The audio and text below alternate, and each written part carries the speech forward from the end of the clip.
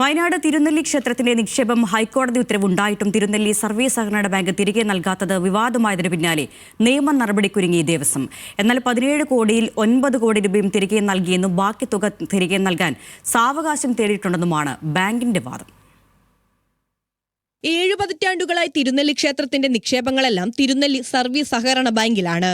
2022 17 കോടിയുടെ നിക്ഷേപം ദേശസാൽകൃത ബാങ്കിലേക്ക് മാറ്റണമെന്നാണ് ഹൈക്കോടതി ഉത്തരവിട്ടത്. ഇതനുസരിച്ച് ഘട്ടം ഘട്ടമായി 9 കോടി രൂപ ബാങ്ക് നൽകിയെങ്കിലും ബാക്കി 5 ബാങ്കുകളിൽ നിന്നായി കോടികളാണ് ലഭിക്കാനുള്ളത്.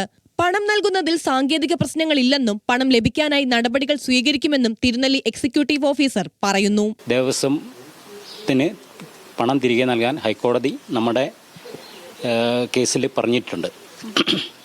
അതിൻ്റെ ഇടയ്ക്ക് തന്നെ തരും എന്നുള്ളൊരു പ്രതീക്ഷ നമ്മൾക്ക് ഉണ്ട്.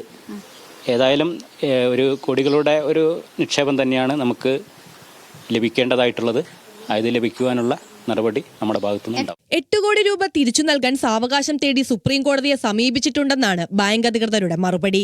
എന്നാൽ ശേഷിക്കുന്ന 8 കോടി വിതരണം ചെയ്യാത്തതിനെതിരെ കോൺഗ്രസും BJPയും കഴിഞ്ഞ ദിവസം പ്രതിഷേധവുമായി രംഗത്തെത്തിയിരുന്നു. നിലവിലെ പ്രതിഷേധങ്ങൾക്ക് കാരണം രാഷ്ട്രീയമാണെന്നാണ് ബാങ്ക് ഭരണസമിതിയുടെ കുറ്റപ്പെടുത്തൽ. ഒക്ടോബർ 23 വരെയാണ് ബാങ്കിന് അനുവദിച്ചിരിക്കുന്ന സമയം. അതിനുള്ളിൽ പണം തിരികെ ലഭിച്ചില്ലെങ്കിൽ നിയമ നടപടികൾക്ക് ഒരുങ്ങാനാണ് ദേവസ്വത്തിന്റെ തീരുമാനം. ന്യൂസ് മലയാളം, വയനാട്.